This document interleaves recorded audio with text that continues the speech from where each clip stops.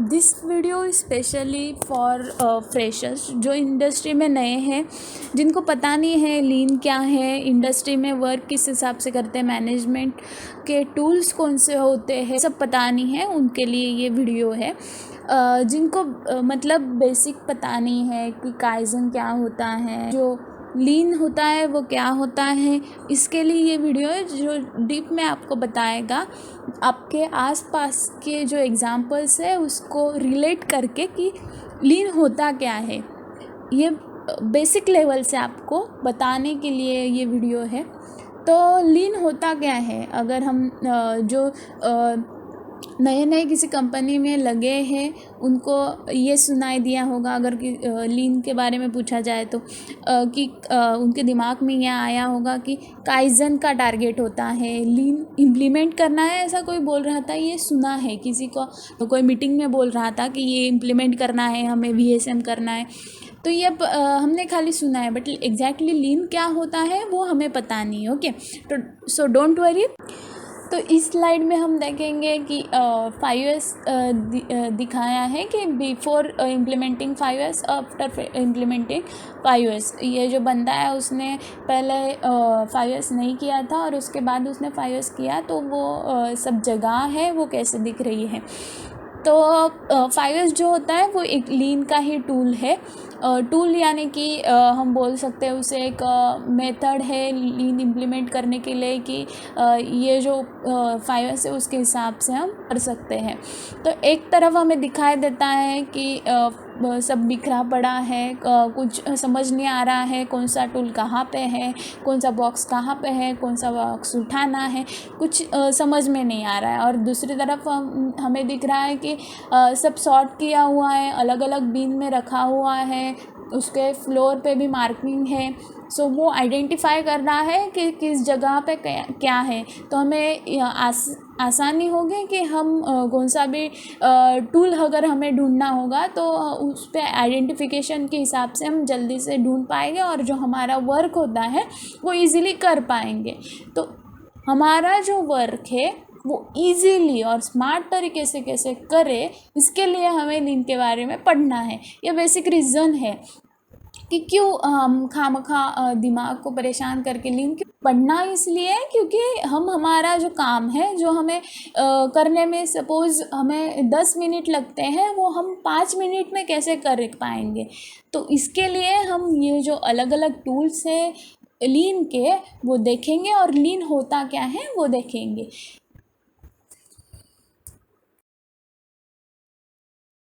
अब आप बोलोगे कि इसकी शुरुआत हुई कहाँ से? हाँ, बड़ी दूर से ही इसकी शुरुआत हुई है। तो देखते हैं कि लीन की जर्नी कहाँ से स्टार्ट हुई। तो फर्स्ट इलाई वेटनी, इन्होंने 1798 में इंटरचेंजेबल पार्ट्स ये कंसेप्ट इंट्रोड्यूस की थी। Thereafter, the first person who brought the concept of lean into the manufacturing system was Henry Ford. Henry Ford ने 1913 में मूविंग असेंबली लाइन को इनोवेट किया था। उन्होंने इंटरचेंजेबल और movement of different parts experiment करके स्टैंडर्डाइजेशन ऑफ वर्क को achieve करने के लिए ये कंसेप्ट इंट्रोड्यूस किया था। डॉक्टर डेमिंग ने 14 प्रिंसिपल्स इंट्रोड्यूस किए थे। वो प्रिंसिपल्स हेल्प करते हैं कंपनी के अंदर हम प्रोडक्टिविटी और क्वालिटी को कैसे इंक्रीज़ करें। ताइची ओनो, उन्होंने 1950 में टोयोटा प्रोडक्शन सिस्टम को डेवलप किया था। टोयोटा प्रोडक्शन सिस्टम में बहुत सारे कंसेप्ट आते हैं, जैसे pull system, eliminating of waste, U shape cell, one piece flow, just in time. अब लीन की डेफिनेशन क्या है? हर एक चीज़ की डेफिनेशन होती है, वैसा लीन की भी एक डेफिनेशन है। A set of management practices to improve efficiency and effectiveness by eliminating waste. मतलब वेस्ट को हम एलिमिनेट करके जो इफ़िशिएंसी और इफ़ेक्टिवनेस हमारा इम्प्रूव करते हैं उसे हम लीन कहते हैं। वाला आया घर से कचरा निकाल। अरे रुको, वो वाला वेस्ट नहीं। जो लीन है उसमें 8 तरह के वेस्टेज होते हैं। एक होता है defects, over production, waiting, non utilise talent, transportation, inventory, motion, extra processing. ये सारे वेस्ट के डिफरेंट टाइप्स है। अब डिफेक्ट्स यानी कि क्या होता है? अगर कस्टमर ने हमें बोला है कि मैंगो फ्लेवर की आइसक्रीम चाहिए, उसके साथ एक कोन चाहिए, और हमने स्ट्रॉबेरी फ्लेवर की आइसक्रीम की और उसके साथ कोन दिया, तो कस्टमर बोलेगा क्या? नहीं, कस्टमर की डिमांड क्या है कि उसे मैंगो फ्लेवर का आइसक्रीम चाहिए। इसीलिए जो स्ट्रॉबेरी फ्लेवर का आइसक्रीम है वो क्या हो गया? हमारा वेस्ट हो गया। इसलिए वो ओवर प्रोडक्शन यानी कि हमने कस्टमर ने बोला है हमें कि 3 आइसक्रीम चाहिए और हमने 5 बना ली, तो आप बोलेंगे इट्स गुड, अच्छा है, हमने 5 बनाए हैं, कस्टमर ने तो 3 ही बोला था।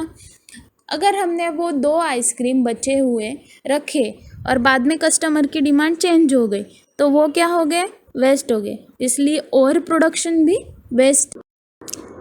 वेटिंग, अगर एक प्रोडक्ट हमारा फर्स्ट स्टेशन पे है और जो सेकंड स्टेशन पे ऑपरेटर है वो वेट कर रहा है कि फर्स्ट स्टेशन पे से वो प्रोडक्ट कब सेकंड स्टेशन पे आएगा ताकि वो उस पर प्रोसेस कर सके, वो क्या हो गया? वेस्ट हो गया। नेक्स्ट है नॉन यूटिलाइज टैलेंट। अगर एक ऑपरेटर को 2 प्रोसेस आती है, अभी हमने एक प्रोसेस के लिए अलग ऑपरेटर लगाया और दूसरी प्रोसेस के लिए अलग ऑपरेटर लगाया, तो जो ऑपरेटर को दोनों प्रोसेस आती है उसके टैलेंट का हमने यूटिलाइजेशन जो है वो प्रॉपर नहीं किया, इसीलिए नॉन यूटिलाइज्ड टैलेंट ये एक वेस्ट है। ट्रांसपोर्टेशन मतलब जो प्रोडक्ट है हम बार बार मूव कर रहे हैं, उसमें प्लानिंग नहीं है कुछ, तो वो एक क्या हो गया? ट्रांसपोर्टेशन वेस्ट हो गया। नेक्स्ट है इन्वेंट्री। हमने इन्वेंट्री बहुत की, लेकिन उसके बाद अगर कस्टमर की डिमांड चेंज हो गई तो जो इन्वेंट्री है वो क्या हो गया है? वेस्ट हो गया। नेक्स्ट मोशन यानी कि अगर किसी आदमी की या किसी इक्विपमेंट की फिजिकल मूवमेंट हो रही है रिपीटेडली जो अननेसेसरी है और वो कुछ वैल्यू ऐड नहीं कर रही है, तो वो हो गया मोशन लॉस। ओवर प्रोसेसिंग यानी कि अननेसेसरी वर्क जो हम कर रहे हैं, अननेसेसरी एक्टिविटी हम कर रहे हैं। मतलब अगर एक ऑपरेटर ने एक काम किया है और वही काम अगर दूसरा ऑपरेटर इंस्पेक्ट कर रहा है तो वो क्या हो गया? ओवर प्रोसेसिंग हो गया। और एक एग्जांपल, अगर एक ऑपरेटर एक ही डेटा 4 अलग अलग सॉफ्टवेयर में डाल रहा है तो वो क्या हो गया? ओवर प्रोसेसिंग हो गया। मतलब ऐसी प्रोसेस जो वैल्यू ऐड नहीं कर रही, वो जो हम कर रहे हैं उसे कहेंगे ओवर प्रोसेसिंग।